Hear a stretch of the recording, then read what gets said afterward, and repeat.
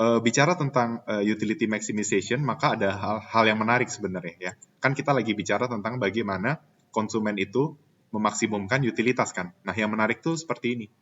Kan di chapter ini nanti kita akan belajar ya bahwa ada fungsi utilitas, lalu kita mau cari berapa sih X dan Y yang memaksimumkan utilitas. Nah, kalau yang teman-teman pelajari sebelumnya, fungsi utility yang baik itu adalah yaitu jadi misalnya utility saya izin ganti ini ya. Kalau misalnya nulis saya akan ganti-ganti warna. Misalnya utility dari mengonsumsi barang X dan barang Y seperti itu. Oke. Maka aturan fungsi utility yang baik ya, meskipun tidak semua fungsi utility memenuhi kriteria ini, tapi umumnya itu adalah apa? Jadi marginal utility terhadap salah satu barang itu harus lebih besar dari 0. Misalnya MUX lebih besar dari 0 atau MUY lebih besar dari 0. Yang menunjukkan bahwa penambahan barang X dan barang Y itu akan selalu menambah utilitas. Oke, jadi mengonsumsi X lebih banyak, ya, mengonsumsi X lebih banyak itu jauh lebih baik daripada mengonsumsi X yang lebih sedikit. Misalnya gini, dengan Y yang sama, mengonsumsi X40 dengan X41 itu akan selalu lebih baik X sama dengan 41. Kenapa? Karena 41 lebih besar dari 40. Itu yang kita pelajari di chapter sebelumnya. Sekalipun tidak semua fungsi utilitas itu memenuhi kriteria tersebut. Oke. Dan sekedar review juga, kita tahu bahwa fungsi utilitas yang baik juga memenuhi aturan the law of diminishing marginal utility.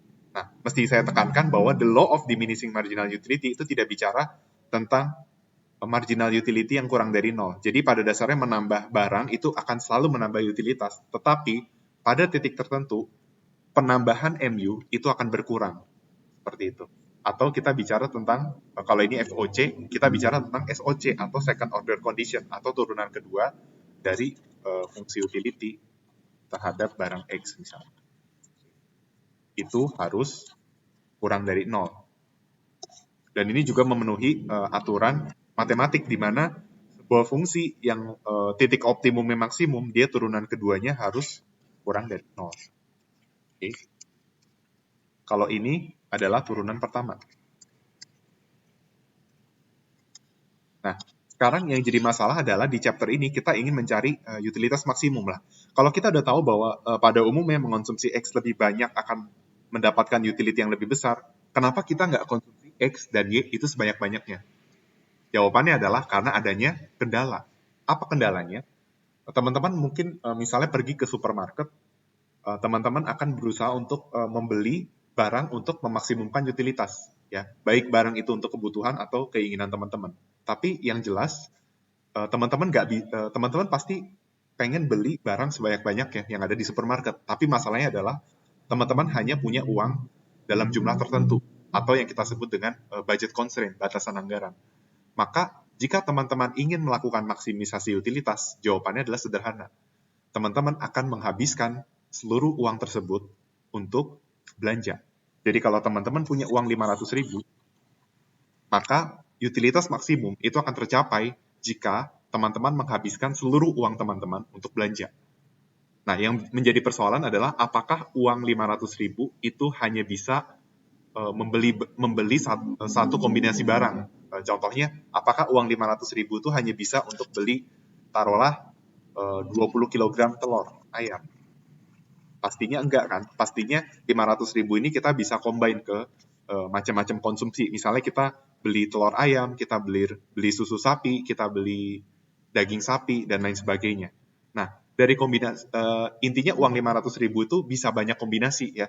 Bisa aja 500.000 itu 10 kg telur ayam, sama ini sorry ya, aku mungkin kurang ngikutin harga-harga, tapi asumsikan aja 500.000 itu bisa beli barang sebanyak ini. Misalnya 10 kg telur ayam dan 10 kg daging sapi misalnya. Nah, pertanyaannya apakah 500.000 hanya bisa beli satu kombinasi ini? Enggak, bisa aja 5 kg telur ayam dan 12 kg daging sapi gitu ya. Nah, Terus kombinasinya bisa beda-beda nggak? Bisa, bisa aja. Aku nggak mau beli telur ayam, tapi maunya daging sapi sama taruhlah 1 kilogram ikan salmon misalnya. Oke.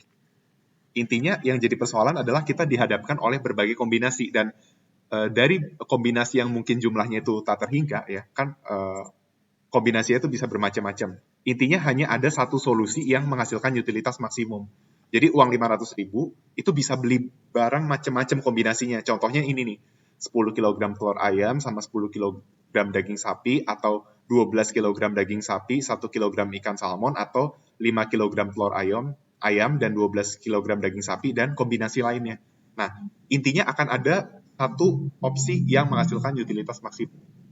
Nah, bagaimana mencarinya, itulah yang akan kita pelajari di chapter ini. Seperti itu. Nah, bicara tentang keputusan konsumen untuk membeli barang, maka ada perdebatan ya. Perdebatan dari cara menghitung utilitas. Oke. Tentunya dari orang-orang, misalnya orang-orang non-ekonomi. Karena orang-orang non-ekonomi mungkin berpikir bahwa pada dasarnya orang itu ketika pergi ke supermarket untuk belanja dengan uang tertentu, dia itu hanya memilih secara random. Ya, mungkin teman-teman juga ngerasain ya ketika teman-teman misalnya mungkin yang pernah ngekos ya di sini. Di sini mungkin anak 2020 belum pada ngekos, tapi mungkin kalau kalau misalnya teman-teman di kampusnya di luar kota dan nggak COVID ya, sehingga harus ngekos di daerah tersebut, itu teman-teman bakal ngerasain misalnya ada sewaktu-waktu teman-teman tuh nggak ada rencana untuk belanja ke supermarket atau ke geria misalnya. Tapi tiba-tiba mungkin diajak teman, yuk gue pengen belanja nih, ya udah ikutan belanja. Jadi nggak terencana. Terus bawa uang juga yang ada di dompet aja. Harusnya dia KTM nih misalnya, cuma dia nggak sempat KTM, ya udahlah belanja aja uang yang ada di dompet. Nah, pada prakteknya kan dia nggak akan ngabisin seluruh dompetnya, sekalipun dia akan memaksimumkan utilitas gitu. Terus ditambah lagi bisa aja dia nggak ada rencana beli telur, tiba-tiba dia ambil telur. Nggak ada rencana beli apel, dia beli apel. Nah itu kan random kan, jadi seolah-olah apa yang kita pelajari di ekonomi itu kayak nggak masuk akal atau nggak kepake. Padahal di ekonomi nanti kita akan belajar bahwa bagaimana konsumen itu akan menentukan kombinasi barang yang memaksimumkan utilitas. Nah, jawabannya bagaimana menanggapi tanggapan tersebut? Jawabannya pada dasarnya ketika si konsumen itu random, tetap aja konsumen itu akan menggunakan logikanya untuk memaksimumkan utilitas kayak gitu. Intinya sih begitu. Intinya konsumen itu mungkin dia nggak akan tuh ke supermarket, dia akan list barang-barang yang mau dia beli, terus dia akan cari pakai matematik berapa banyak barang yang memaksimumkan utilitasnya dia. Mungkin nggak seperti itu, tapi pada dasarnya ketika dia random memilih barang, memilih kombinasi barang, sebenarnya dia sudah melakukan maksimisasi utilitas seperti itu. Jadi itu adalah jawabannya. Okay? Bahwa di dalam randomnya si konsumen itu dia juga menentukan kombinasi yang memaksimumkan utilitas. Sehingga kita nggak bisa bilang bahwa apa yang kita pelajari sekarang itu sesat atau tidak berguna. Pada dasarnya kita ingin membuktikan apa yang terjadi di dunia nyata. Seperti itu. Okay? Itu bicara tentang utility maximization. Nah, terus yang menjadi pertanyaan adalah, kan nanti di chapter ini kita akan lebih banyak bicara tentang utilitas dari mengonsumsi barang ya. Misalnya utilitas dari mengonsumsi barang X dan barang Y.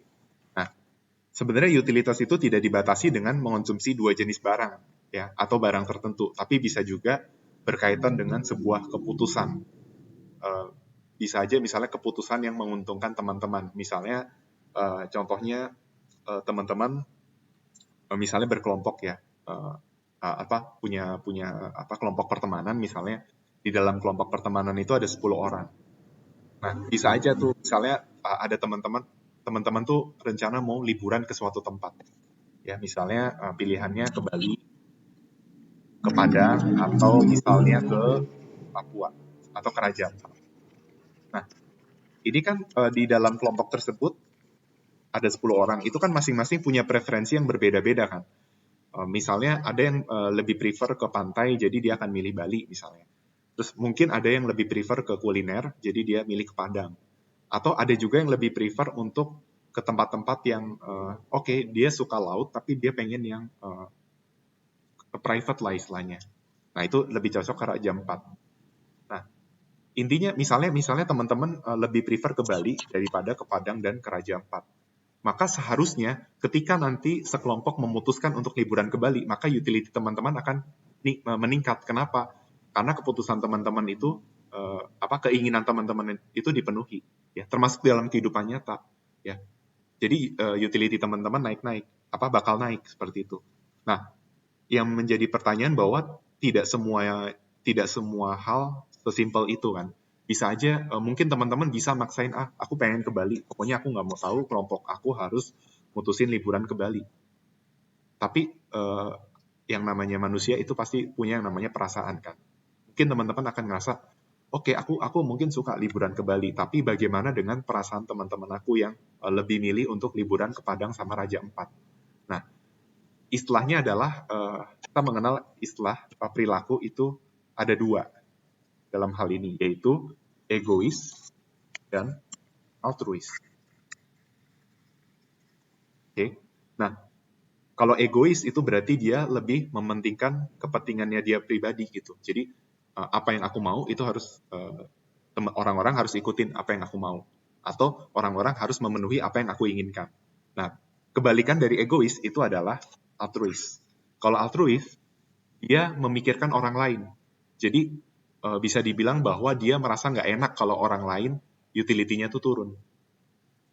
Nah, kurang lebih seperti itu. Sifat altruis itu seperti itu. Dia cenderung memikirkan orang lain dan bukan dirinya sendiri. Jadi kalau egois itu pusatnya di diri sendiri, kalau altruis itu pusatnya adalah kepada orang lain.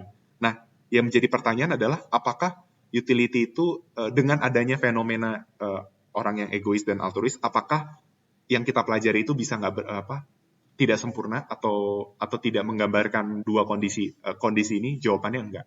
Karena nanti kita akan belajar bahwa utility itu dipengaruhi oleh misalnya kepuasan diri sendiri dan kepuasan orang lain misalnya. Misalnya seperti itu. Jadi ketika kepuasan orang lain turun, kepuasan kita juga akan turun. Oke. Tapi mungkin penurunan kepuasan orang lain itu penurunan kepuasan dari keputusan diri sendiri itu mungkin lebih besar daripada orang lain pada kadar yang sama seperti itu. Jadi dari chapter ini pun nanti kita juga akan belajar bahwa sebenarnya ya altruist and selfishness. Jadi pada dasarnya di dalam kehidupan nyata tidak ada orang yang full self uh, self selfishness atau terlalu egois dan nggak sepenuhnya orang itu altruisme. Jadi kalau teman-teman perhatiin kan adalah banyak tokoh-tokoh dunia yang misalnya dia tuh ingin sangat memikirkan negaranya atau memikirkan masyarakatnya, maka dia bisa disebut orang yang altruis. Karena dia tuh orangnya nggak enakan gitu, dia mikirin orang lain. Sedangkan kalau egois nggak, pokoknya apa yang aku mau itu harus diturutin. Ya. Dalam kehidupan nyata nggak ada orang yang 100% egois atau 100% altruis. Ya, kalau pemimpin dunia mungkin egois itu bisa dikaitkan dengan kediktatoran. Karena kalau kediktatoran itu dia menganggap bahwa negara adalah saya. Jadi apa yang saya mau negara harus lakukan. Itu konsep dari diktator, dia egois. Nah, pada dasarnya tidak ada orang yang fully egois. Jadi sekalipun kesannya dia terlalu egois, dia terlalu mikirin diri sendiri, pasti ada di dalam dirinya keinginan untuk membahagiakan orang lain atau memberikan kepuasan pada orang lain. Sehingga tidak ada orang yang 100% itu egois. Makanya fungsi utilitas ini bisa ada di dalam kehidupan nyata gitu. Dan parameter si alfanya ini, misalnya alfa itu menunjukkan besarnya alfa menunjukkan tingkat egoisnya dia, sedangkan beta itu kadar altruisnya gitu. Jadi nilai alfa itu nggak bakal sama dengan 1. Ya, dia itu bakal kurang dari 1 misalnya. Oke. Asumsinya alfa plus beta itu sama dengan 1. Jadi asumsikan kadar kita egois ditambah kadar kita altruis itu sama dengan 1. Nah, intinya tidak ada orang yang benar-benar egois. Ya. Nah, tapi juga nggak ada orang yang benar-benar altruis. Oh ya, bicara tentang nggak ada orang yang benar-benar egois itu maksudnya gimana sih? Kita tiru aja misalnya, kita contoh pemimpin yang sekarang masih diktator sebenarnya banyak ya, tapi mungkin yang paling terkenal itu Korea Utara ya, misalnya Kim Jong Un seperti itu. Apa sih buktinya Kim Jong Un itu tidak full egois misalnya? Kan kita bisa melihat bahwa dia tuh diktator yang sangat parah misalnya. Kita bisa lihat bahwa buktinya aja dia punya keluarga gitu kan.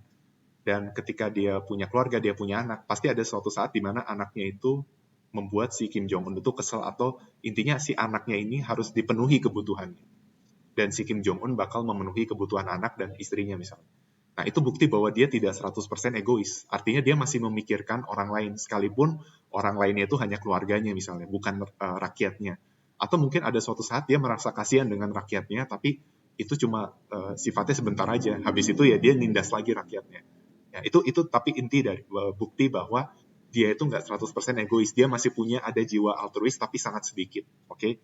Nah, sedangkan di dalam dunia nyata juga tidak ada orang yang benar-benar altruis.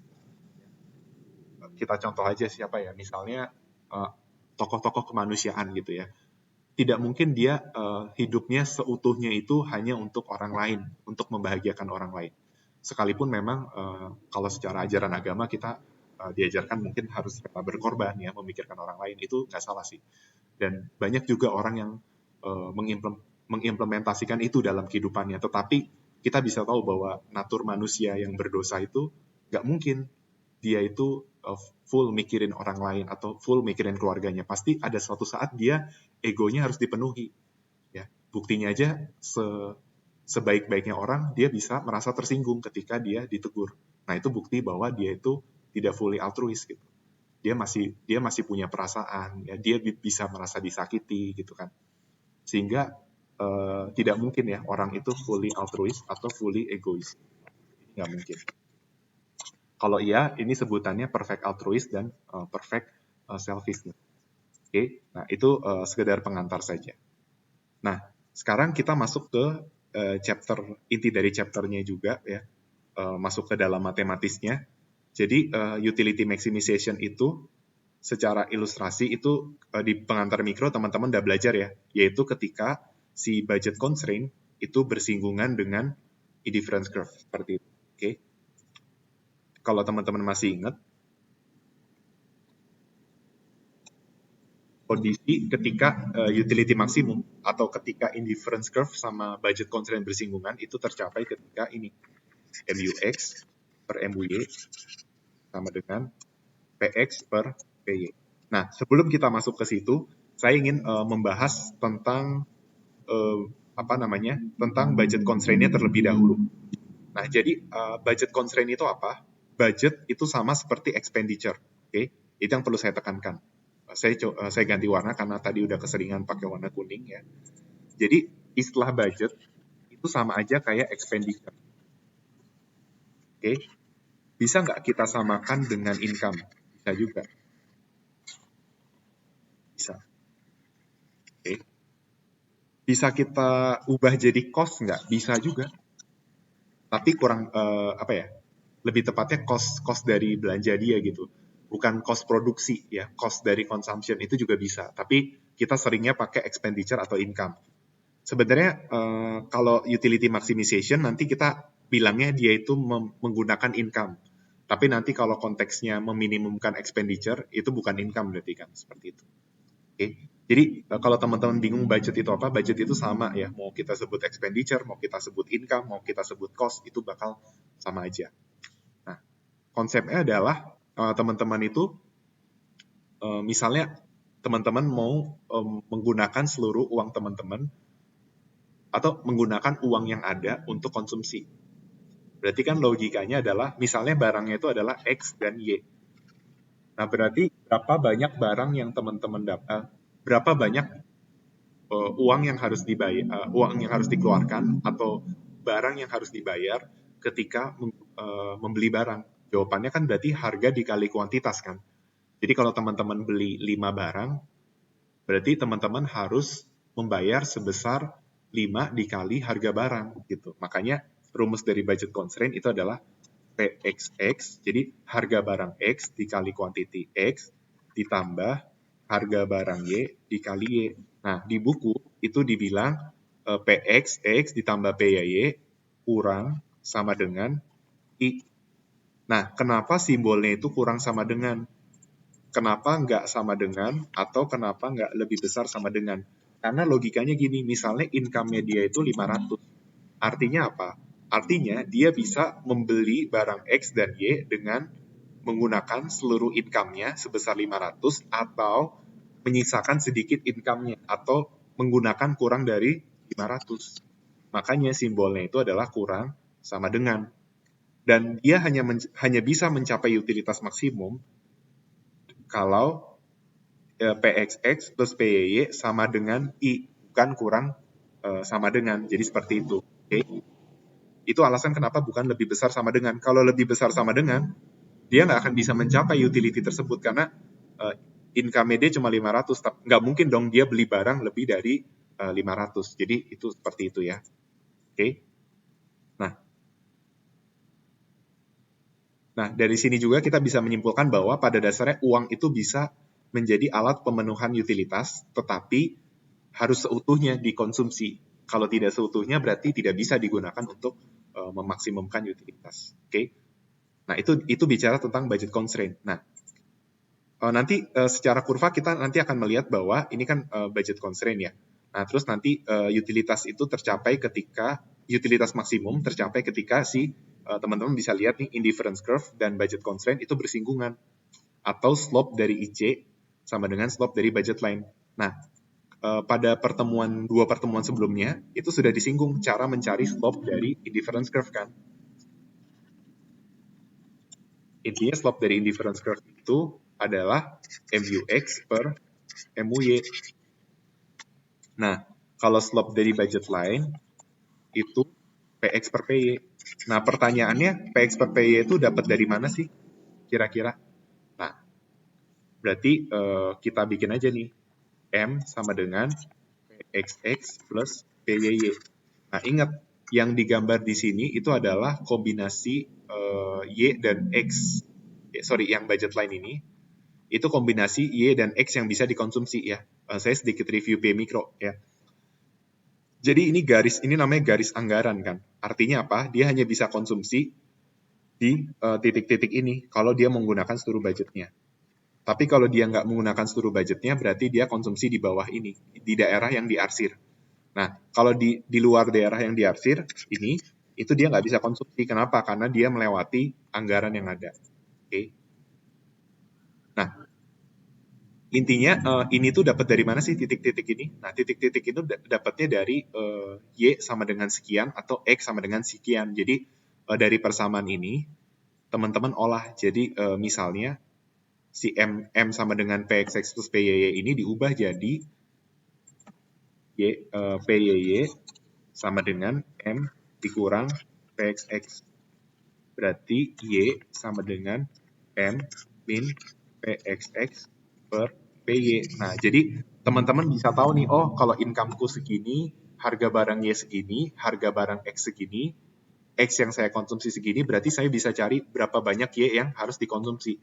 Jadi titik-titik ini tuh asal-usulnya dari persamaan ini. Termasuk kalau teman-teman ngolah persamaan ini jadi X sama dengan sekian. Seperti itu. Nah, ini kebetulan aku ngolahnya Y sama dengan sekian. Dan kita mesti tahu bahwa slope itu adalah turunan pertama kan. Turunan pertama dari sebuah fungsi, yaitu dy per dx. Nah, berarti slope dari budget constraint itu bisa kita cari dengan dy, ya. Kita cari dengan dy dx, seperti itu, ya. Ya udah, ini kan y dipengaruhi oleh x kan. Nah, ini kita turunin terhadap x. Nah, m diturunin terhadap x itu ini kan kalau kita olah jadinya m per py dikurang pxx per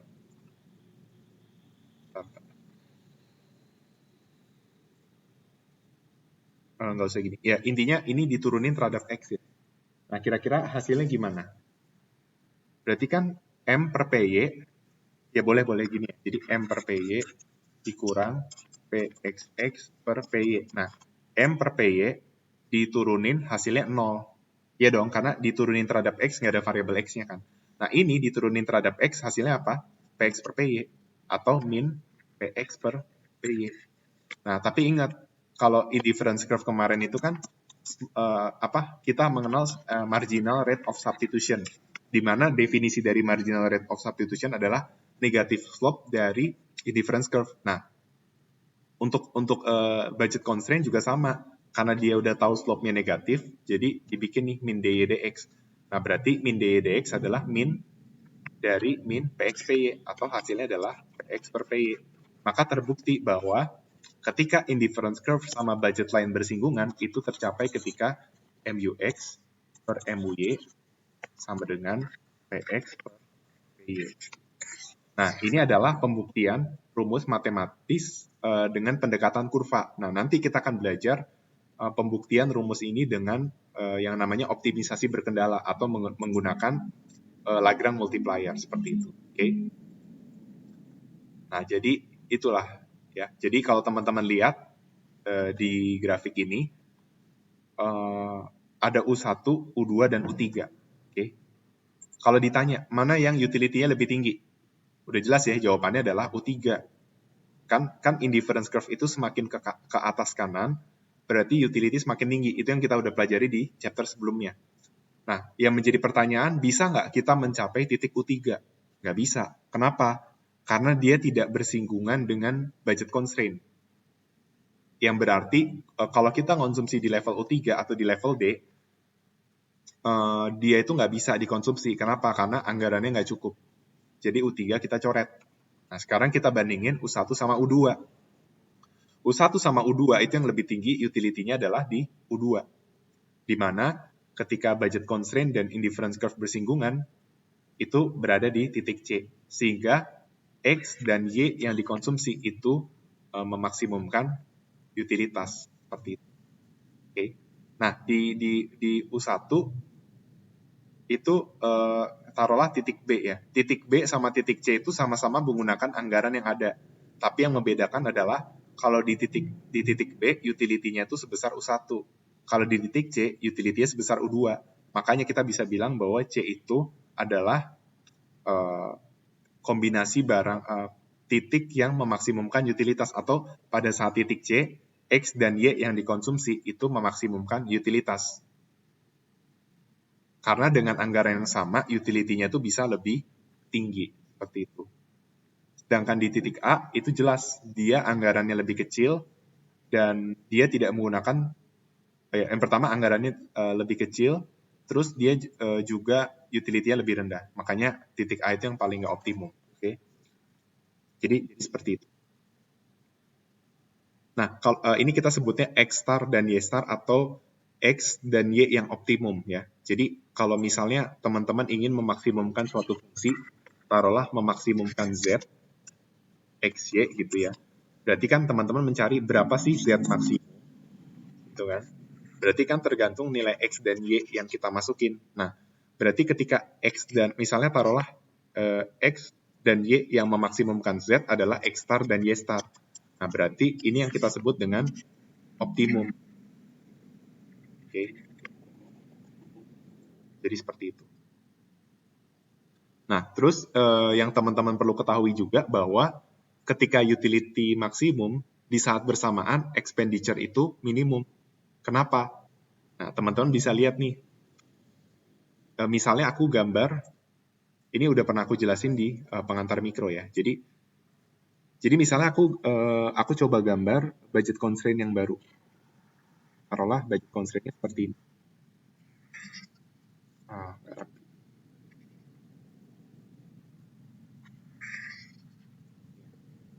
Nah, aku gambar budget constraint yang baru, lalu aku bikin titik D, lalu aku bikin titik E. Oke. Nah, teman-teman bisa lihat dong bahwa di titik D, bentar ya. Ya, di titik D, C sama E, itu titik DCE berada di indifference curve yang sama, yaitu U2. Artinya apa? Utility di C sama dengan utility di D sama dengan utility di E. Nah, tadi kita udah belajar di kasus ini bahwa C itu utility-nya maksimum. Sehingga berarti harusnya D sama E itu utility-nya juga maksimum dong. Betul. Tetapi dia tidak dipilih sebagai solusi yang optimal. Kenapa? Karena kalau dia utility maksimum, dia secara bersamaan harus expenditure minimum. Dan kita bisa lihat bahwa taruhlah di sini budget constraint-nya sebesar 500. Sedangkan di sini itu 700. Artinya apa? Misalnya U2 itu sebesar 100. Artinya apa? Di titik C, utility sebesar 100. Padahal budgetnya itu cuma 500. Artinya eh, dengan budget yang paling kecil, dia bisa mencapai utility 100. Ya. Dengan budget yang sangat kecil, yang paling kecil sebesar 500, dia bisa mencapai utility 100.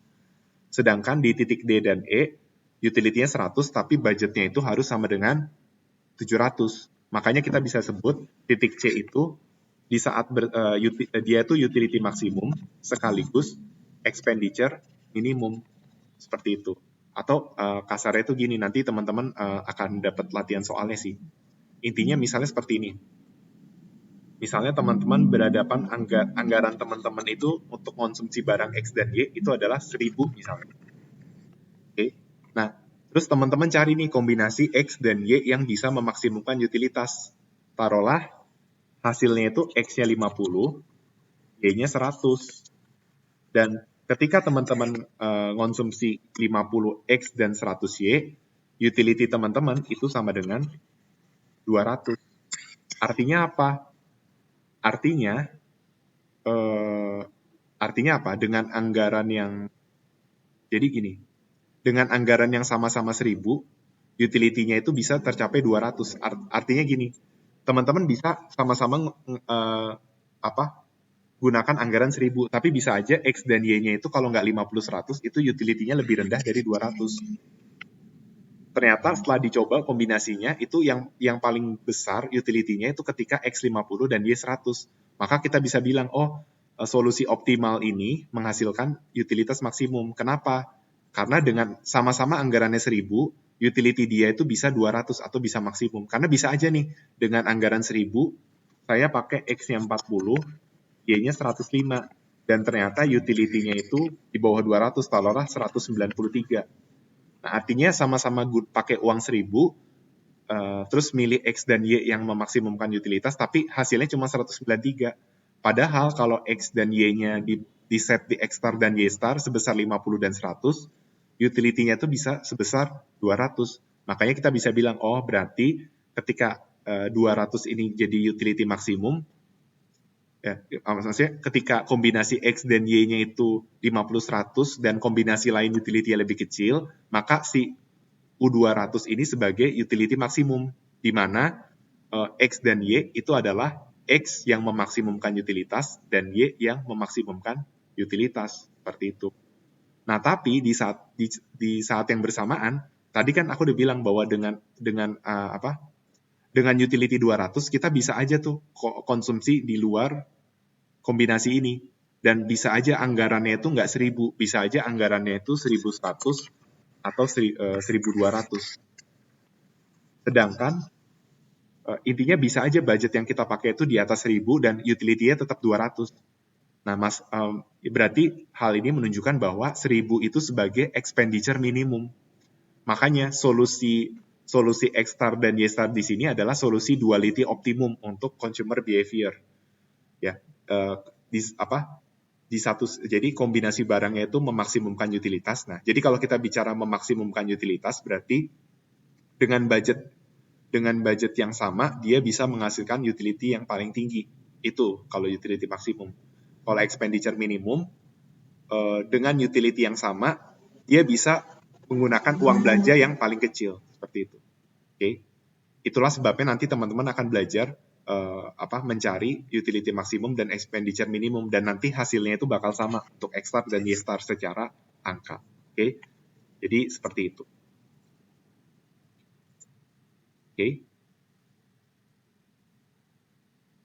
Nah, terus nanti teman-teman juga akan berhadapan dengan sebuah kasus di mana memaksimumkan utilitas itu hanya antara mengonsumsi X saja atau Y saja. Dan kita udah tahu, sebelumnya kita udah bahas, ya, fungsi utilitasnya disebut dengan linear utility function atau perfect substitute utility function. Oke, nanti kita akan bahas sedikit tentang soalnya. Dan itu yang kita sebut dengan corner solutions. Jadi konsumsinya itu antara X saja atau Y saja. Ya. Jadi kalau konsumsi X saja, dia nggak konsumsi Y sama sekali. Tapi kalau dia konsumsi Y aja, dia nggak konsumsi X sama sekali. Seperti itu. Oke. Nah, selanjutnya, ini yang kita akan ini yang menjadi hal yang penting di chapter ini, dan saya rasa Lagrange optimization ini akan kita pakai cukup banyak di Micro 1 ya aplikasinya. Jadi dan ini sudah dibahas di chapter pertama ya, cara menggunakan Lagrange. Ya.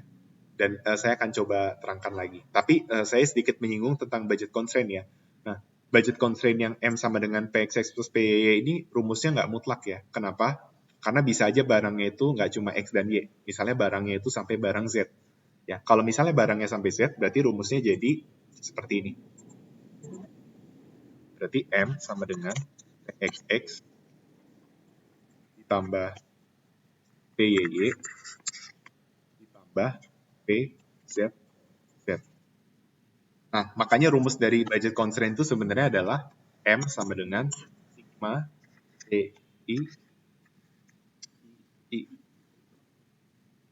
Jadi penjumlahan dari summation dari perkalian harga dan kuantitas. Nah, ke depannya kita akan lebih banyak menghadapi dua kasus ya. Kenapa? Karena kalau dua kasus itu bisa kita gambarkan dengan kurva seperti itu. Oke. Nah, untuk memaksimumkan utilitas yang berkendala, kita bisa gunakan yang namanya Lagrange multiplier. Oke. Nah, di sini ceritanya kasus untuk sejumlah barang N. Jadi barangnya itu bisa sampai sebanyak N barang. Oke. Nah, bagaimana cara mencari X1, X2, X3 sampai X ke N dalam memaksimumkan utilitas. Karena kita mau tahu nih berapa X1, X2, X3 sampai Xn yang harus dikonsumsi untuk memaksimumkan utilitas. Nah, bagaimana cara mencarinya? Maka kita akan menurunkan si Lagrange terhadap masing-masing barang. Dan yang terakhir adalah Lagrange itu diturunkan terhadap si lambda atau Lagrange multiplier-nya. Oke? Dan semuanya itu dibikin sama dengan 0. Kenapa? Karena kita udah belajar kan di matematik atau di chapter sebelumnya sudah di-remind lagi bahwa titik optimal itu tercapai ketika turunan pertamanya itu sama dengan 0, seperti itu. Oke? Nah, jadi seperti itu. Nah, nanti kita akan contohkan ya cara Lagrange-nya gimana. Tapi yang jelas Lagrange itu akan kita pakai. Tapi nggak untuk intinya Lagrange itu bakal dipakai bukan untuk semua fungsi utilitas ya. Kita hanya pakai untuk fungsi utilitas tertentu. Nah, nanti akan saya jelaskan kenapa fungsi utilitas ini pakai Lagrange, kenapa fungsi utilitas yang itu nggak pakai Lagrange. Nanti akan saya jelaskan. Terus, nah intinya nanti Lagrange multiplier itu adalah rasio dari marginal utility dengan harga, seperti itu. Si Lagrange multiplier-nya. Ya, nanti kita akan coba ya biar teman-teman tahu juga. Sedangkan kalau corner solution itu nantinya nggak pakai Lagrange. Oke. Dan sekedar mengingatkan aja, fungsi utilitas yang udah kita pelajari itu yang specific preferences itu ada 4 ya. Ada COP12, ada CHES, dan yang kedua ini yang nanti pakai Lagrange nih, COP12 sama CHES itu pakai Lagrange. Sedangkan yang nggak pakai Lagrange itu perfect substitute atau linear dan perfect complement.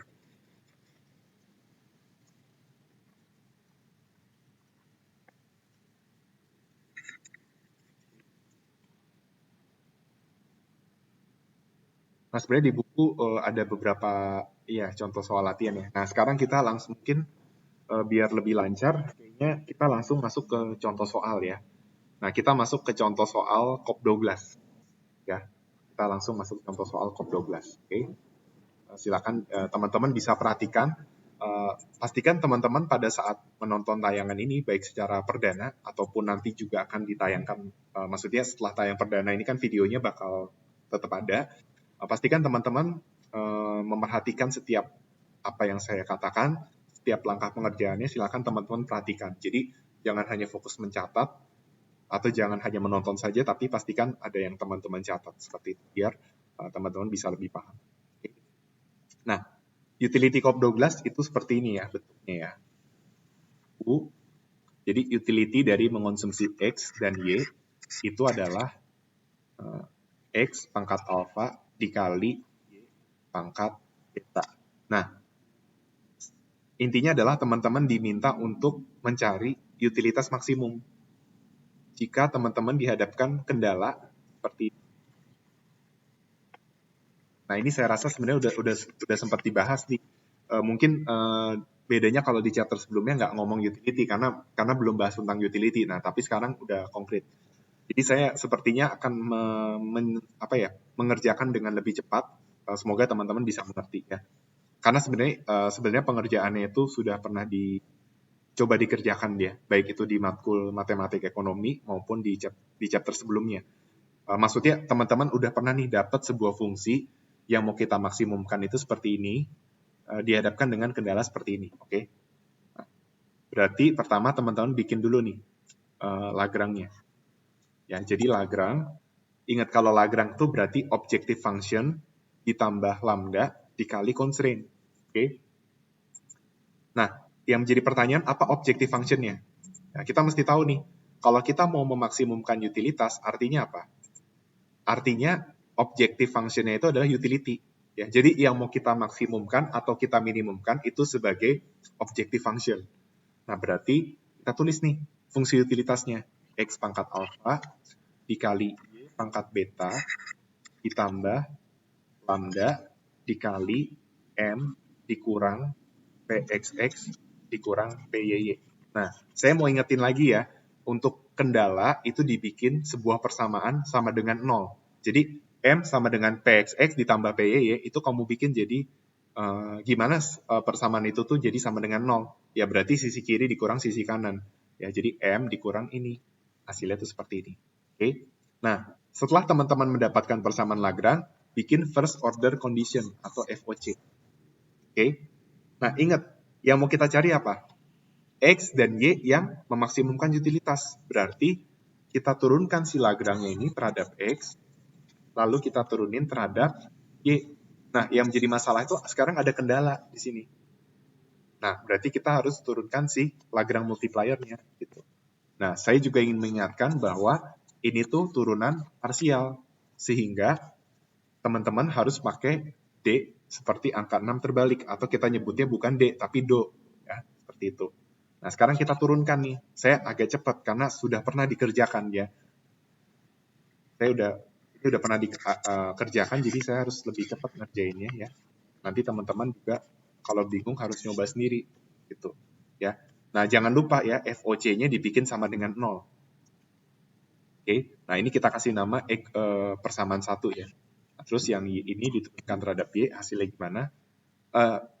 Tolong teman-teman saya kasih saran ya. Kalau teman-teman masih bingung hasil ini dari mana, coba tonton video sebelumnya ya. Dan kalau memang teman-teman belum bisa cepat ngerjainnya, silakan latihan sampai bisa ngerjain dengan cepat, oke?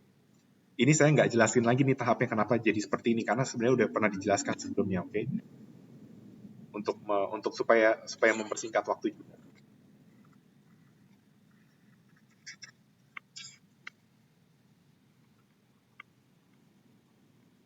Oke. Terus ada lambda. Tolong teman-teman jangan merasa, oh ya sudah nih, kan udah ditulis nih di video ya jawabannya. Ya udah aku nggak usah nyoba lah, langsung salin, jangan. Nanti teman-teman nggak ngerti asal-usulnya. Ya. Tapi saya kasih clue deh ya, kalau misalnya teman-teman bingung ini dari mana, intinya tuh si persamaan Lagrange ini diturunin terhadap X. Ya. Ingat, kalau clue-nya tuh kalau turunan parsial tuh berarti gini, di luar variabel. Kalau kita mau menurunkan secara parsial Lagrange terhadap X, artinya apa? Kita mau cari bagaimana dampak perubahan X terhadap si Lagrange. Artinya apa? Di luar X itu kita anggap sebagai konstanta atau kita kita anggap dia itu konstan. Oke, itu clue-nya. Oke. Jadi teman-teman harus tahu nih kenapa ini diturunkan jadi seperti ini. Ya. Kalau misalnya udah nonton yang video sebelumnya tetap masih nggak ngerti, silakan tanya. Ya. Jelas ini adalah persamaan pertama. Ini aku kasih nama persamaan kedua.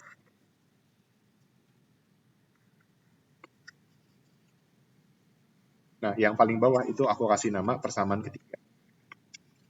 Nah, Langkah selanjutnya adalah membuat nilai dari persamaan 1 sama persamaan 2 itu bisa disubstitusi dan eliminasi.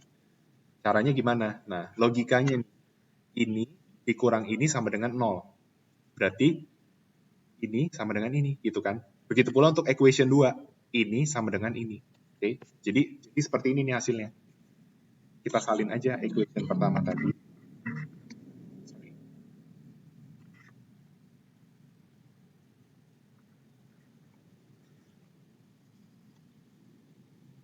Ini kan.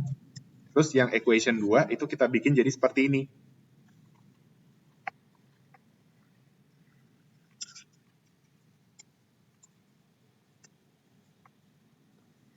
Seperti itu. Oke. Kenapa kita bisa bikin pembagian? Karena ya ini kan ini sama dengan ini. Ini sama dengan ini. Terus ini sama dengan ini. Ya udah berarti kita bisa bagi dong, ya kan? Nah, langkah selanjutnya tinggal disederhanain aja, ya. Kalau teman-teman ngerjain soal dengan baik di chapter sebelumnya, saya yakin teman-teman nggak bingung nih berhadapan dengan ini ya. Ini sama dengannya jadi 1. Terus ini disederhanain jadi apa? Coba saya kasih waktu teman-teman mikir 10 detik. Ini disederhanain kayak apa ya, pastikan iya coba teman-teman kerjain, siapa tahu jawaban teman-teman bisa benar. Kalau masih salah berarti itu mesti hati-hati dengan pemahaman matematik. Oke, saya kasih waktu 10 detik ya, coba ini disederhanain.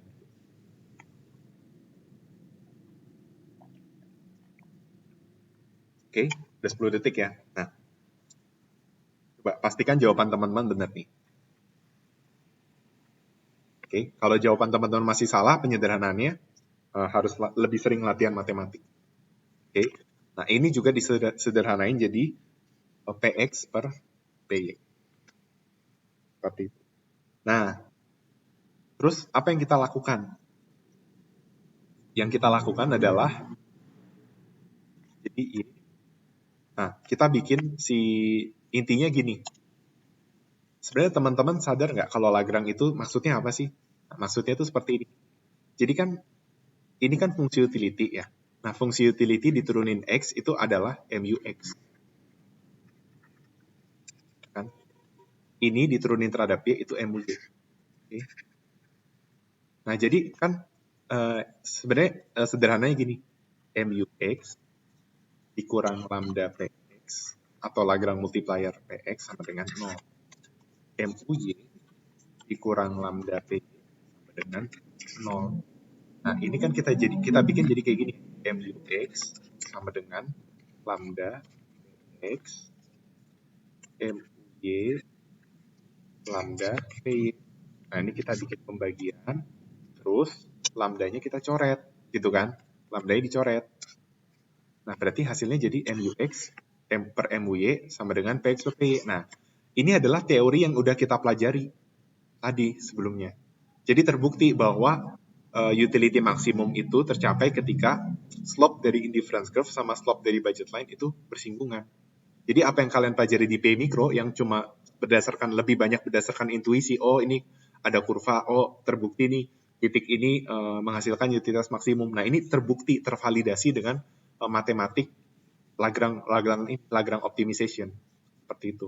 Itulah alasan kenapa di Micro 1, sekalipun teman-teman itu udah tahu sih bahwa utilitas maksimum itu tercapai ketika MUX per MUY sama dengan PX per PY. Nah, tetapi kenapa teman-teman harus tetap mengerjakan pakai Lagrange? Supaya teman-teman tahu langkah-langkahnya, supaya langkah-langkahnya itu lebih sistematis. Itu alasan kenapa teman-teman harus tetap pakai Lagrange dan nggak tiba-tiba loncat ke sini. Karena kita harus matematis, kita harus tahu, benar nggak sih utilitas maksimum itu tercapai ketika MUX per MUY sama dengan PX per PY. Nah, jadi nanti di ujian atau dimanapun, itu harus mengerjakan pakai cara seperti ini. Oke? Nah, jadi ini tuh bicara tentang kondisi ketika indifference curve dan budget line itu bersinggungan.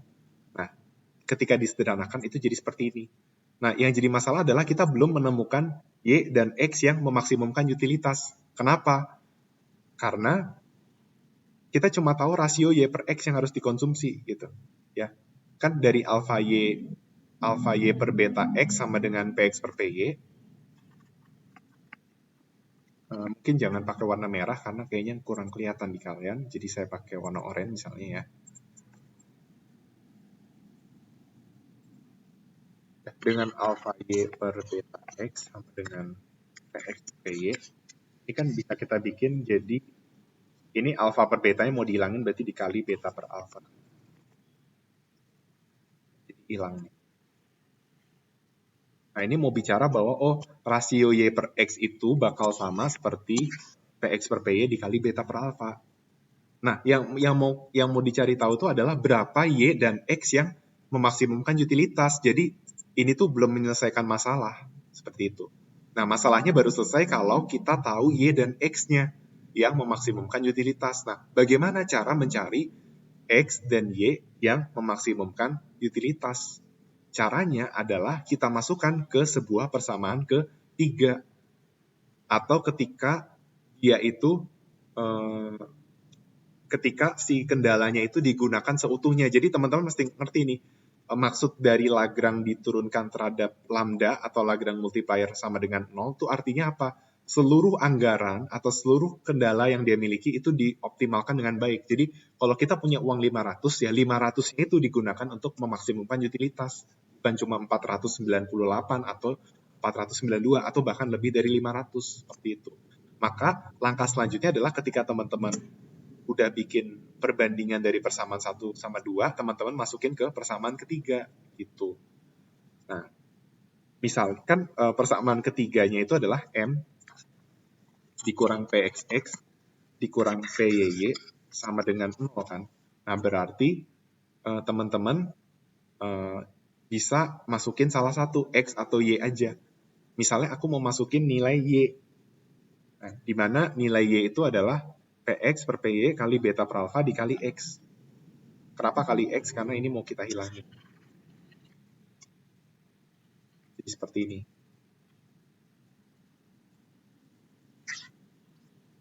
Nah, ini dimasukin ke persamaan ini. Hasilnya adalah M dikurang PY, Y-nya ini. Kita masukin nih. PX per PY dikali beta per alpha dikali E sama dengan 0. Oke. Nah, saya kasih waktu teman-teman untuk istirahat 7 detik aja ya buat mencerna yang tadi. Oke. 7 detik ya.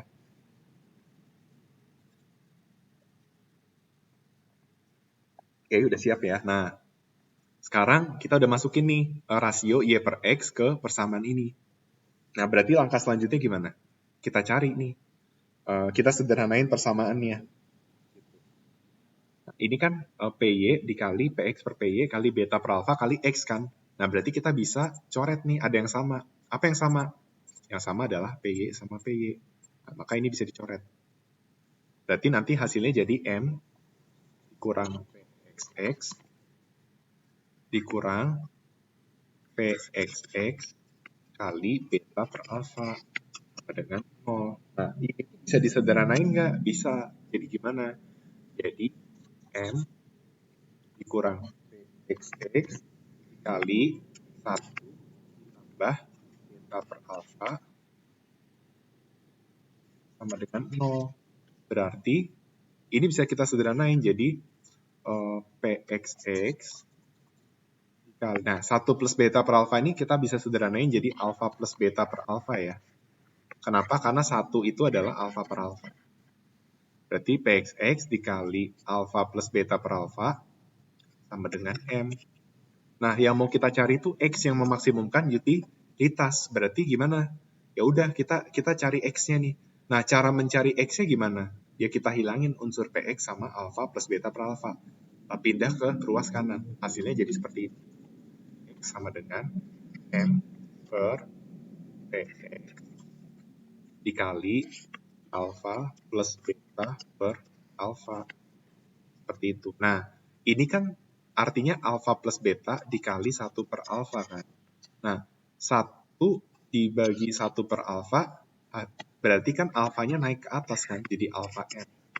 Nah, alpha plus betanya tetap di bawah, makanya X star sama dengan alpha M dibagi alfa plus beta dikali Px. Seperti itu. Oke.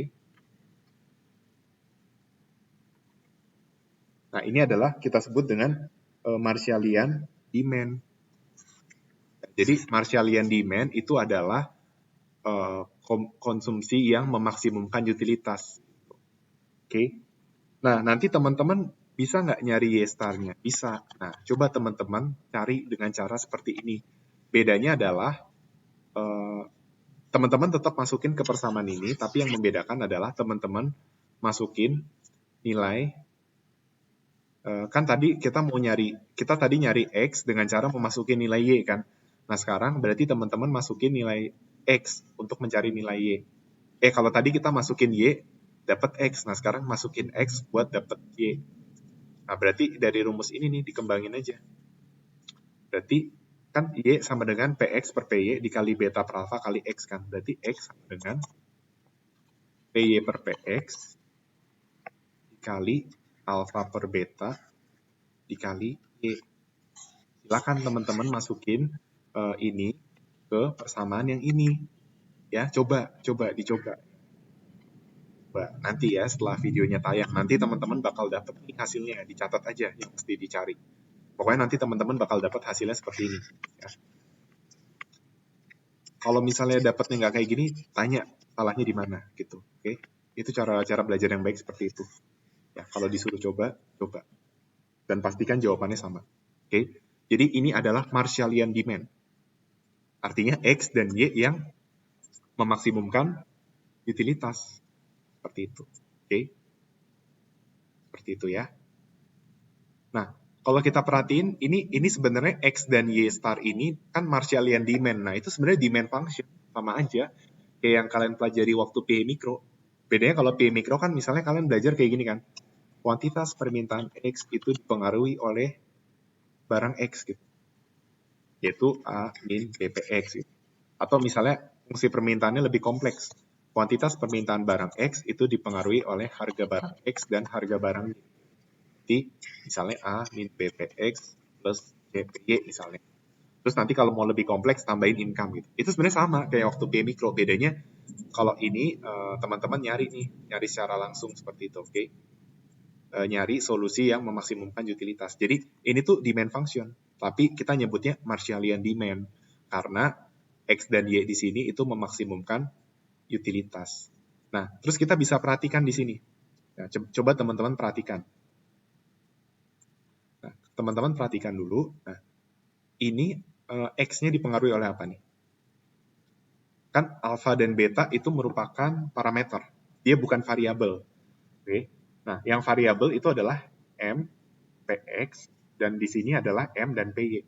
Berarti X, di COP12 itu Marshallian demand itu M, PX, terus Y-nya itu adalah M, PY. Sehingga apa yang bisa kita apa yang bisa kita simpulkan ketika si Marshallian demand itu bentuknya seperti ini. Maksudnya variabel yang terkandung itu seperti ini. Apa yang bisa kita simpulkan? Coba. Kira-kira teman-teman bisa sambil mikir ya. Kira-kira apa nih yang bisa kita simpulkan? Kalau kuantitas permintaan X itu dipengaruhi oleh income dan PX, sedangkan kuantitas permintaan Y itu dipengaruhi oleh income dan PY. Apa yang bisa kita simpulkan? Kesimpulannya apa? Harga barang lain itu tidak mempengaruhi kuantitas barang tersebut pada fungsi COP12. Itu kesimpulannya. Ya dong, kan X itu barang lainnya ada Y kan. Nah, kalau harga barang Y tidak masuk ke sini, artinya apa? Harga barang Y tidak mempengaruhi permintaan X. Jadi, kalau harga barang Y-nya naik atau turun, X itu tidak terpengaruh. Begitu pula untuk Y, kalau harga barang X naik atau turun, nggak ada impact-nya di Y. Impact-nya cuma di masing-masing barang aja. Baik di X aja atau di Y aja. Seperti itu.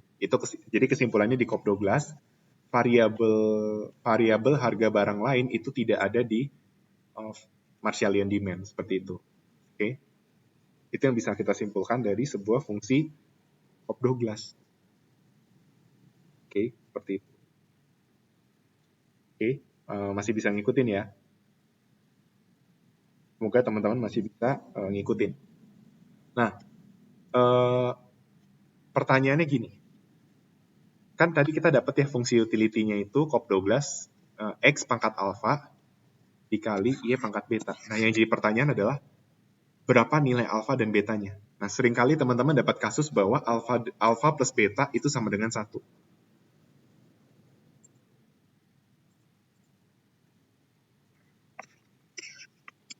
Nah, pertanyaannya apakah betul alpha dan alpha plus beta pada fungsi COP12 itu harus selalu sama dengan 1?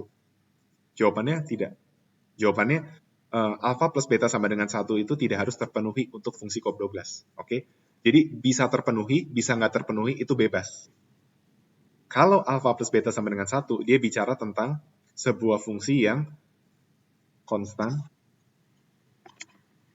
return to scale. Oke? Jadi kalau alpha plus beta sama dengan 1, berarti dia fungsi yang konstan return to scale. Oke? Itu kalau alpha plus beta sama dengan 1. Kalau alpha plus beta tidak sama dengan 1, nyebutnya apa? Tergantung. Kalau kurang dari 1, itu artinya decreasing return to scale. Kalau alpha plus betanya lebih besar dari 1, kita nyebutnya adalah increasing return to scale. Oke? Jadi alpha plus beta tidak harus sama dengan 1. Nah, tapi untuk kasus utilitas, umumnya, tidak wajib juga, umumnya alpha plus beta sama dengan 1. Ya. Kenapa kita pakai alpha plus beta sama dengan 1? Biasanya sih untuk mempermudah perhitungan aja. Jadi itu yang pertama, memudahkan perhitungan sama nanti masalah konsep ini, konsep dari penambahan utilitas. Jadi tapi nggak harus terpenuhi ya. Karena kalau alpha plus beta sama dengan 1 itu berarti gini. Kan misalnya kita punya fungsi sama dengan X alpha Y beta. Nah, misalnya alpha plus beta sama dengan 1. Taruhlah alfanya 0,5, betanya juga 0,5. Berarti gini artinya. Kalau misalnya X dan Y saya naikin, kalau misalnya X dan Y sama-sama saya naikin 10%, apa yang akan terjadi? Berarti kan X-nya jadi 1,1X, Y-nya itu jadi 1,1Y gitu kan. Nah, berarti utilitasnya gimana? X-nya kita ganti 1,1X, Y-nya kita ganti jadi 1,1Y. Nah, berarti hasilnya adalah 1,1X pangkat alfa dikali 1,1Y pangkat beta. Hasilnya gimana? Hasilnya adalah 1,1 pangkat alfa plus beta dikali X pangkat alfa dikali Y pangkat beta. Nah, ketika alfa plus beta sama dengan 1, berarti apa yang mau dibilang? Yang mau dibilang tuh gini, kalau X dan Y itu naik 10%, maka yang akan terjadi adalah utility itu juga naik 10%. Itu alasan kenapa fungsi utilitas itu kebanyakan itu pakai constant return to scale. Tapi nggak wajib gitu. Nggak wajib. Bisa aja dibikinnya nggak constant return to scale. Oke? Jadi itu ada maknanya. Oke, nah intinya kalau constant return to scale berarti bentuk Marshalliannya bisa kita sederhanain nggak? Bisa dong, kan alpha plus beta sama dengan 1 kan, berarti ini bisa kita coret nih, kita abaikan. Oke, jadi seperti ini fungsi. Alpha M per Px dan beta M per Py. Oke, nah selanjutnya, ya jadi kalau teman-teman ditanya bagaimana bentuk Marshallian demand untuk constant return to scale, ya udah jawabannya seperti ini, alpha M per Px, beta M per karena alpha plus beta sama dengan 1 itu bisa kita, maka alpha plus betanya bisa kita abaikan. Oke. Nah, selanjutnya kita bicara tentang, jadi setelah belajar Marshallian, jadi apa Marshallian demand? Kalau teman-teman masih ingat, Marshallian demand adalah kombinasi barang X dan, jadi Marshallian demand itu adalah demand yang memaksimumkan utilitas. Ya, jadi itu aja diingat. Nah, setelah belajar Marshallian demand, kita belajar tentang indirect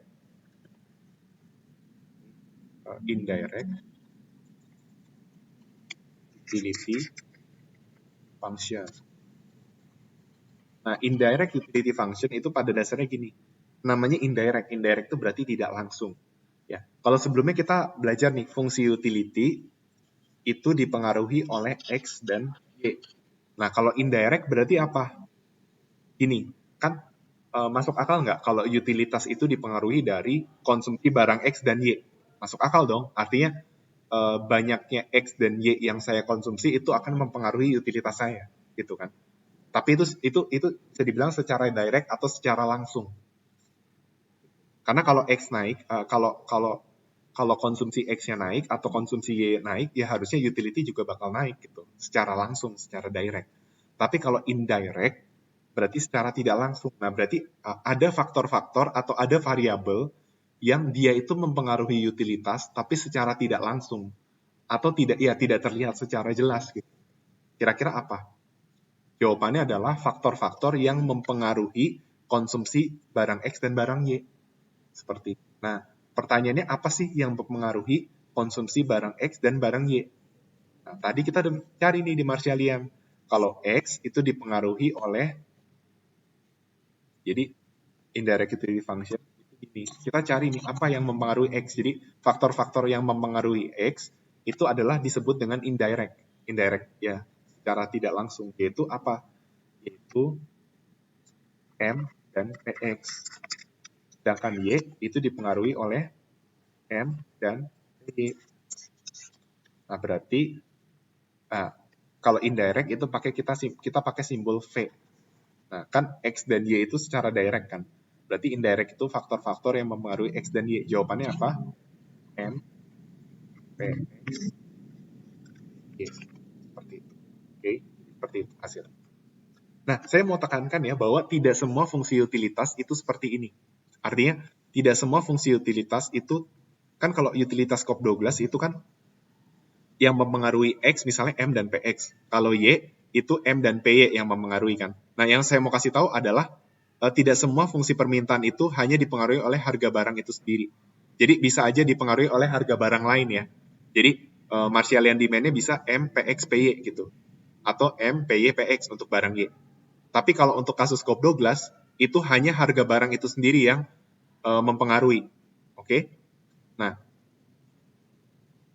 sekarang bicara kembali lagi ke indirect utility function. Nah, jadi nanti indirect utility function itu fungsi utilitasnya tidak digambarkan dari konsumsi barang X dan Y, melainkan faktor-faktor indirect yaitu M, PX, dan PY. Nah, yang jadi masalah adalah bagaimana kita mendapatkannya. Jawabannya sederhana. Caranya adalah kita masukin aja fungsi utilitasnya, lalu kita ganti X dan Y dengan Marshallian demand. Nah, tadi kan fungsi utilitasnya itu adalah X pangkat alfa dikali Y pangkat beta kan. Nah, ini kita ganti dengan X Marshallian dan Y Marshallian. Seperti itu. Nah, ya udah tinggal dimasukin aja. X Marshallian-nya apa? X Marshallian-nya itu adalah ini. Alpha M per PX. Ya kan? Nah, berarti kita ganti X-nya jadi alpha M per PX. Jadi alpha M per PX pangkat alpha dikali Y Marshallian pangkat beta. Nah, Y Marshallian-nya apa? Tadi kita udah dapat ya. Beta M per PY pangkat beta. Seperti itu.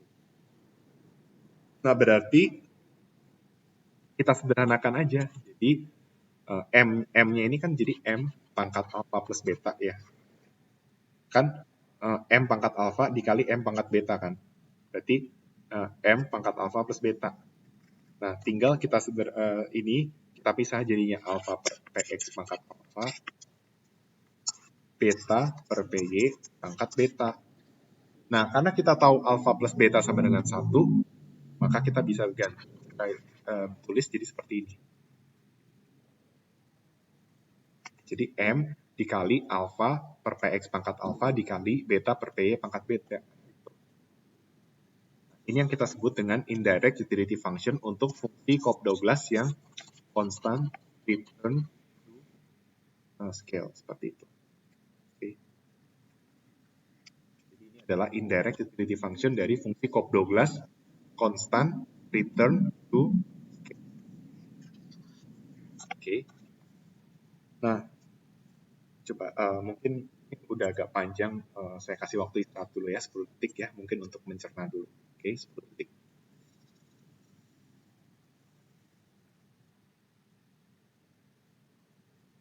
Oke, nah udah ya, udah 10 detik. Jadi tadi kita udah belajar apa aja selain teoritisnya? Kita udah belajar fungsi COP12 ke Marshallian demand yang constantly tentu scale dengan indirect utility function. Nah, yang mau kita pelajari selanjutnya itu adalah expenditure function dan Hicksian demand. Oke, jadi kita mau belajar expenditure function dan Hicksian demand. Nah, kalau Marshallian demand itu adalah uh, apa jumlah barangnya itu memaksimumkan utilitas, atau dia tuh mau menceritakan tentang kombinasi barang yang memaksimumkan utilitas. Nah, kalau Hicksian demand itu menceritakan tentang kombinasi barang X dan Y pada level utility yang sama itu meminimumkan expenditure. Di mana nanti kita lihat secara nominal itu Marshallian dan Hicksian itu sama. Oke. Nah, tapi sebelum kita masuk ke Hicksian, kita masuk ke expenditure. Ya, jadi pada dasarnya kita bisa mencari expenditure function atau fungsi anggaran dari indirect utility function. Jadi kalau teman-teman udah punya fungsi utilitas secara indirect, ya, secara tidak langsung, yang dipengaruhi oleh M, PX, dan PY, teman-teman bisa bikin expenditure function. Caranya gimana? Nah, coba perhatikan si M ini. M itu kan budget ya, anggaran ya. Nah, anggaran itu sebenarnya sama aja kayak expenditure. Nah, berarti logikanya gini. Logikanya adalah yang mau kita cari itu adalah nilai M-nya. Atau M-nya itu nanti kita ganti jadi E karena expenditure function. Seperti itu. Nah, terus V itu kan PM, PX, PY ini kan bicara tentang apa? Ini bicara tentang utility kan. Bedanya kalau kalau utility yang awal UX yang utility begini, ini utility yang dipengaruhi oleh konsumsi X dan Y. Nah, kalau ini utility yang secara tidak langsung ya dipengaruhi oleh M, PX dan PY seperti itu. Nah, jadi apa yang bisa disimpulkan? Berarti teman-teman bisa mencari expenditure function dari rumus ini dengan cara M itu kita pindah ke ruas kiri, V-nya kita pindah ruas kanan, dan diganti V-nya itu jadi ubar atau utility yang sama seperti itu. Nah, berarti jadi seperti ini. Berarti ini pindah ke sini, ini pindah ke sini, hasilnya jadi seperti ini. M-nya saya ganti jadi E, di mana E dipengaruhi oleh harga barang X, harga barang Y, dan utility yang sama dengan berarti ini per ini. Nah, ini diganti jadi ubar, yang bawah dibagi ini.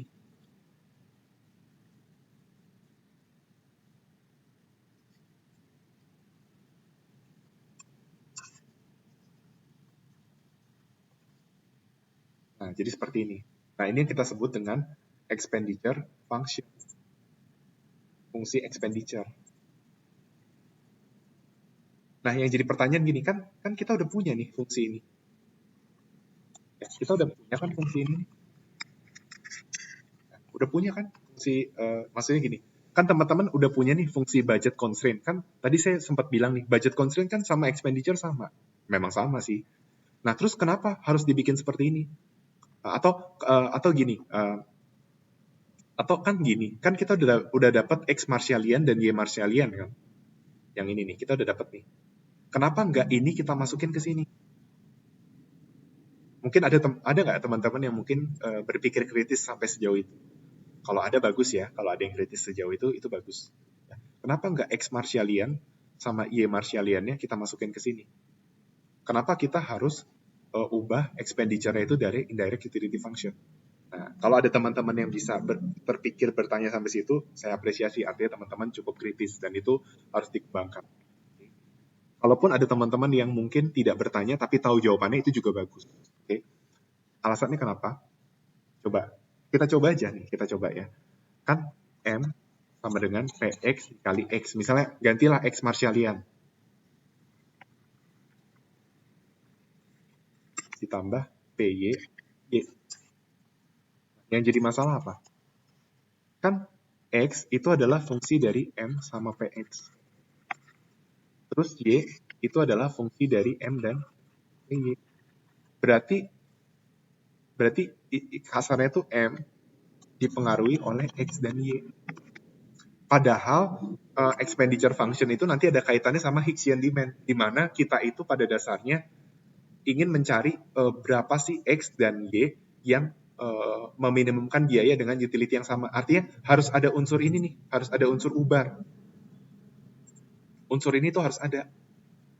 Nah, kalau teman-teman mengerjakan pakai cara seperti ini, teman-teman nggak ada unsur ubarnya. Itu alasan kenapa expenditure-nya itu harus dicari dari melakukan operasi matematik pada indirect utility function seperti itu. Oke, paham ya kenapa seperti itu? Oke. Nah, sekarang kita lanjut ya. Kita lanjut ke ini bentar lagi selesai. Nanti dilanjutkan di video hari Senin ya. Teman-teman harus ditonton semua, harus dipahami. Nanti hari Senin karena nanti lanjut nih ya, berkaitan. Nah, sekarang kita masuk ke Hicksian demand. Nah, gimana cara nyari Hicksian demand dari expenditure function? Nah, cara mencari Hicksian demand itu caranya adalah seperti ini. Ini kan ceritanya barang X dan barang Y ya.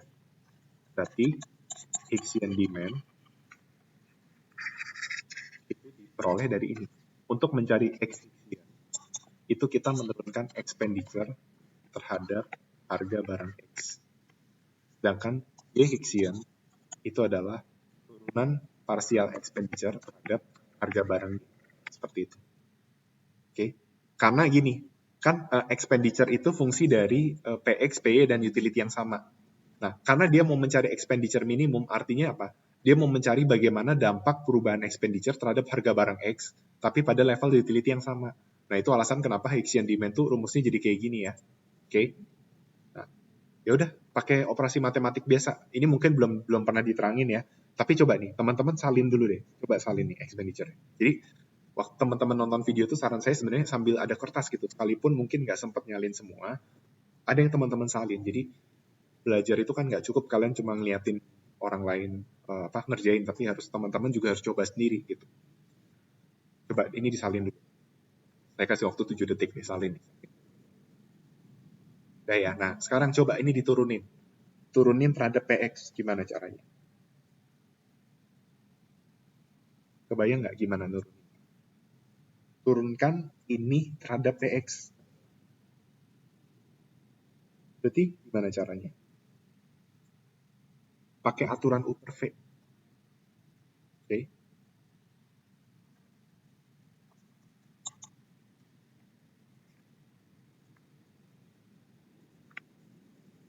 Ini kan expenditure-nya ya. Teman-teman coba sambil cobain terus nanti kita cocokin ya. Ini diturunin terhadap PX. Pakai aturan U per V.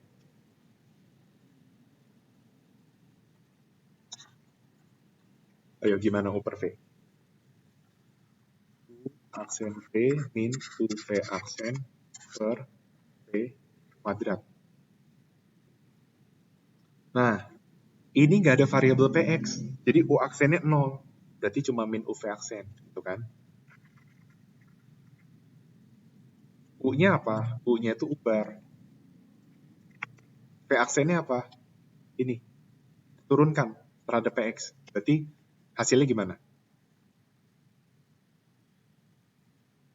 Hasilnya adalah, ini kan chain rule ya. Chain rule.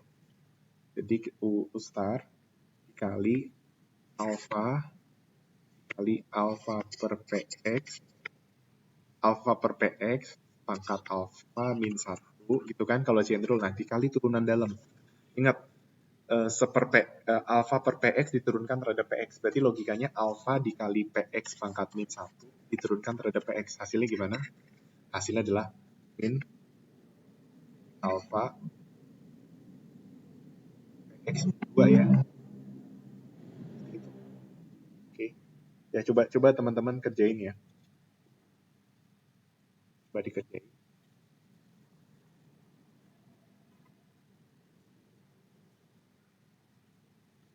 Atau bisa kita sederhanakan kayak gini sih, sebentar. Saya coba cari. Tapi mungkin teman-teman boleh sambil kerjain, jelas nanti hasilnya seperti ini ya. Karena ini waktunya udah cukup lama, jadi saya harus menghemat waktu. Hasilnya nanti jadi seperti ini. Ini hasil sederhananya ya.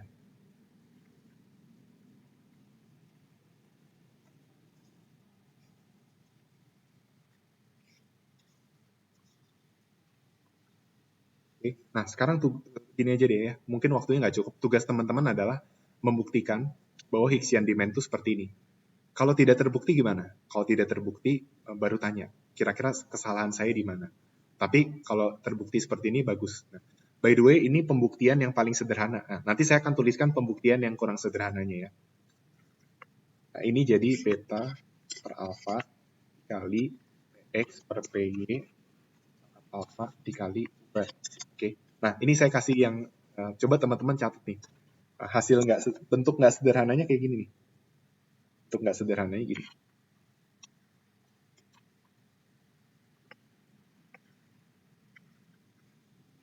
Ya, coba dicoba ya.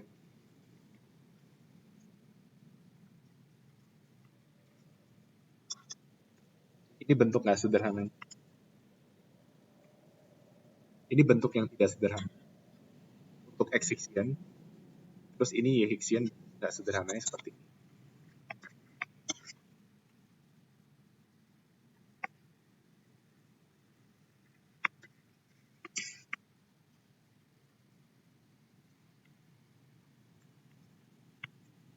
Oke, silakan dicatat nih 5 detik. Nanti ya, kalau tadi waktunya pasti kurang, pokoknya teman-teman coba buktikan hasilnya seperti ini nggak? Atau kalau disederhanain jadi yang kayak di atas. Kasih waktu 7 detik, catat atau di screenshot.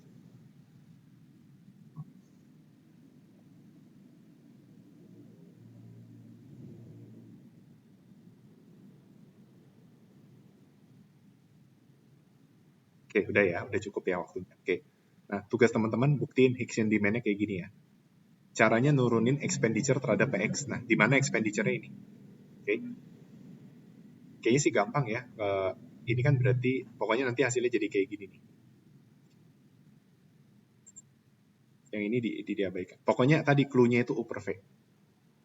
Nah, intinya kita udah sampai Higgs demand. Nah, sekarang yang saya mau kasih, kita waktunya tinggal dikit ya. Jadi kita masih bahas COP12. Nah, sekarang yang saya mau tegaskan ini. Kan teman-teman tadi dapat ya Marshallian demand itu adalah untuk yang constant return to scale alpha m per P per Y ya. Kalau dia tidak constant return to scale, itu seperti ini misalnya.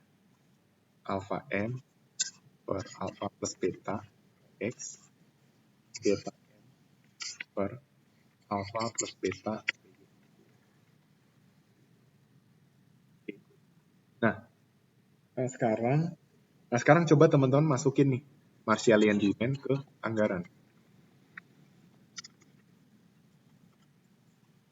Nah, coba dimasukin ya. PX dikali alpha M per PX PY dikali Y Marshallian. Kita bakal dapat hasilnya seperti ini.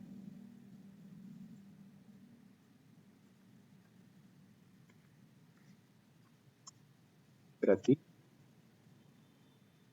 M sama dengan alpha M plus beta M. Atau alpha plus beta sama dengan 1. Nah, yang menjadi pertanyaan ini nih. Berarti alpha M itu kan tadinya PXX gitu kan. Terus beta M itu adalah PYY. Nah, berarti dia bicara tentang apa nih kira-kira? Coba dipikir. Kan rumus dari budget constraint itu adalah PXX plus PYY kan. Nah, berarti apa arti dari alpha dan beta pada fungsi COP12? Jawabannya adalah budget share ya.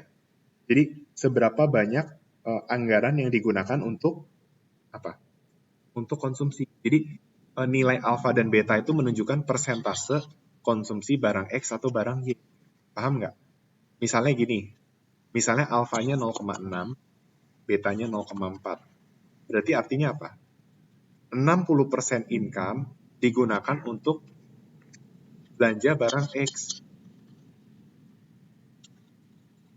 Kalau betanya 0,4 atau 40% artinya apa? 40% anggaran atau belanja digunakan untuk membeli barang Y. Nah, berarti alfa dan beta menunjukkan besarnya apa? Besarnya budget share. Ya, jadi ini kesimpulannya, alfa dan beta pada fungsi COP12 itu menunjukkan apa? Menunjukkan budget share. Oke, sehingga kalau misalnya teman-teman dapat soal seperti ini, U sama dengan X pangkat 0,5 dikali Y pangkat 0,5. Apa arti dari fungsi utilitas seperti ini? Coba. Artinya apa? Artinya seluruh artinya gini, 50% uang belanja anggaran itu digunakan untuk membeli barang X. 50% anggaran digunakan juga untuk mengonsumsi barang Y. Artinya apa? Alokasi anggaran untuk mengonsumsi barang X dan Y itu sama persis, yaitu sama-sama 50%. Oke, seperti itu. Dan secara impact-nya, kita bisa lihat di Marshallian demand. Kan Marshallian demand-nya itu adalah untuk X, itu alpha M per PX. Untuk Y, itu beta M per PY. Artinya apa?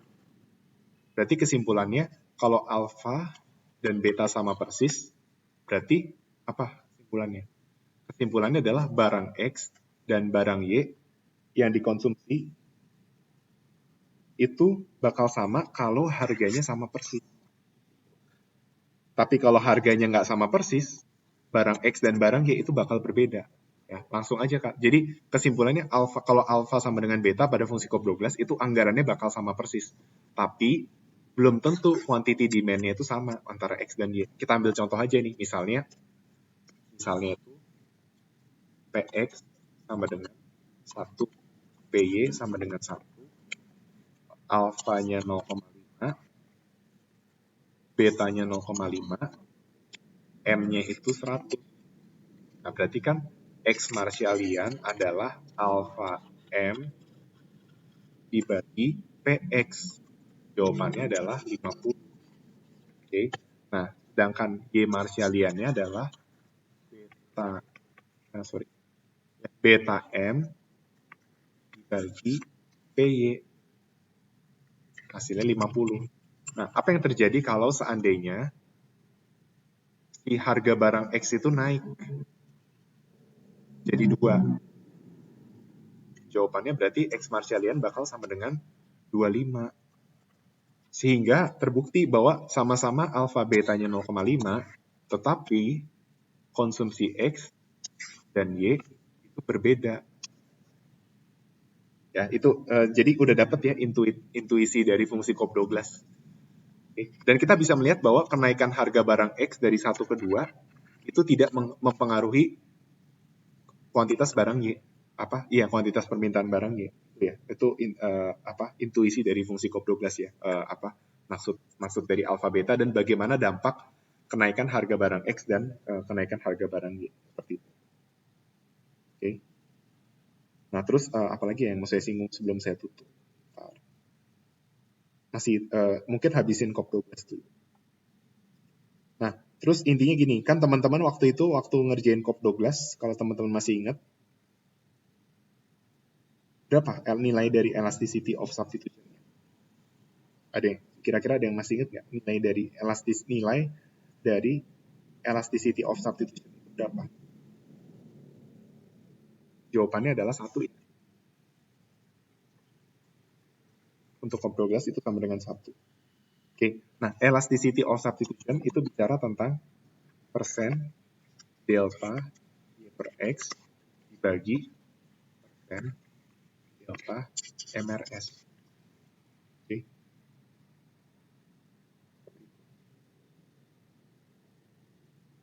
Oke. Nah, berarti apa yang terjadi ketika misalnya tadi nih. Nah, kita ambil contoh nih. Misalnya harga barang X naik 2 kali lipat. Nah, kita tahu bahwa MRS itu selain dia rasio antara MUX per MUY, dia juga PX per PY. Nah, mula-mulanya itu PX per PY itu sama dengan, kan mula-mulanya PX per PY sama dengan 1 nih. Setelah harga X naik jadi 2, PX PY-nya itu jadi sama dengan 2. Artinya berapa perubahan PX per PY?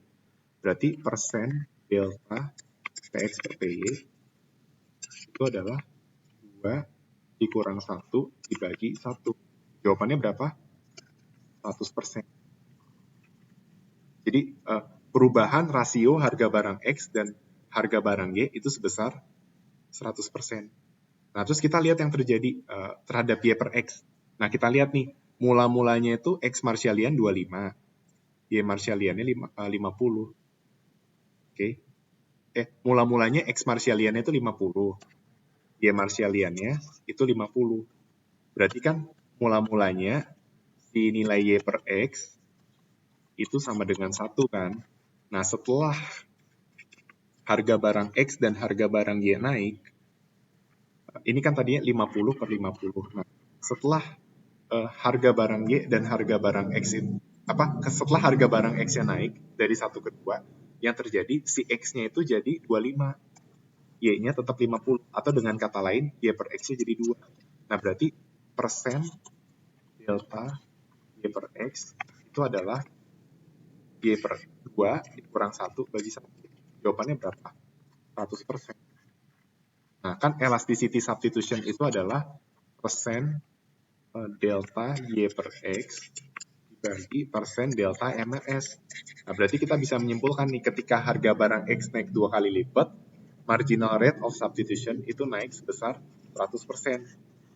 Sehingga menyebabkan Y per X itu juga naik 100%.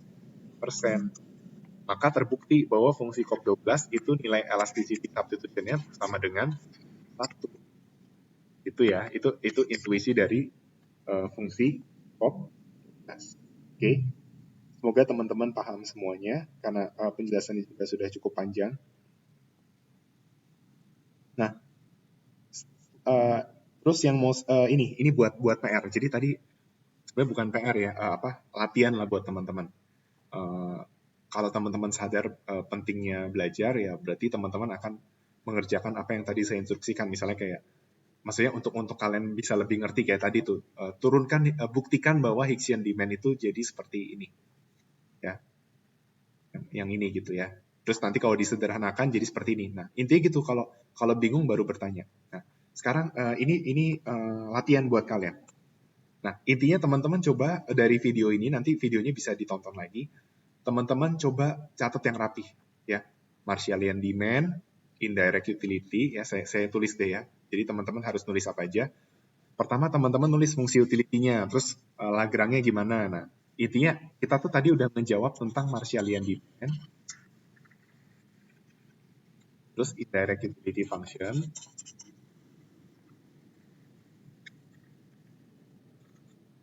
apalagi expenditure, ya kan. Jadi tadi dari Lagrange kita nemuin Marshallian demand. Nah, dari Marshallian demand kita masukin ke fungsi utility, jadi yang direct utility function jadi indirect. Nah, indirect itu kita jadiin expenditure gitu kan. Nah, dari expenditure kita bisa cari Hicksian. Nah, terus dari Hicksian tadi kita udah nyinggung nih tentang apa sih makna dari alpha dan beta, dan pembuktian dari elasticity substitution yang sama dengan 1. Ternyata elasticity of substitution sama dengan 1 tuh ada maknanya. Maknanya itu adalah tadi ya, perubahan MRS sama perubahan Y per X itu bakal sama. Kalau MRS-nya naik 100%, ditunjukkan dari tadi kasusnya itu harga barang X naik 2 kali lipat, nah Y per X-nya itu jadi 2 kali lipat juga perubahan, perubahannya jadi 2 kali atau 100%. Nah, sekarang latihannya buat kalian gini. Pokoknya kalian tulis nih persamaan matematisnya semua, ya. Nah, sekarang latihannya seperti ini. Coba teman-teman cari dari persamaan matematis yang ini nih. Yang ini nih, ini Marshallian indirect, expenditure, Hixian. Coba deh, coba masukin. Maksudnya teman-teman cari nilainya, ya. Cari nilai nominalnya. Jadi kayak Marshaliannya itu bukan dalam M dan PX lagi misalnya, atau M dan PY, tapi harus dalam bentuk angka. Nah, caranya gimana? Harus tahu nilai alfa, beta, dan kawan-kawan kan? Nah, sekarang teman-teman coba ya, dicoba. Alfanya 0,6, betanya 0,4, terus PX-nya sama dengan 2, PY-nya sama dengan 5, M-nya sama dengan 1. Nah, kok dicoba. Berapa Marshaliannya, berapa Hixiannya, lalu indirect-nya berapa, expenditure-nya jadi berapa, Hixiannya berapa, gitu ya. Saya kasih clue. Kalau pekerjaan kalian benar, saya nggak mau kasih tahu jawabannya karena nanti teman-teman nggak nyoba. Ya sebenarnya dari tadi ada beberapa yang saya kasih jawabannya, belum tentu juga sih teman-teman nyoba, tapi harapan saya teman-teman bisa nyoba. Tapi yang ini saya mau teman-teman kerjakan dulu sendiri, saya nggak mau langsung kasih tahu jawabannya. Tapi clue-nya adalah kalau pekerjaan kalian benar, ada beberapa clue. Clue-nya adalah expenditure akan sama dengan 100.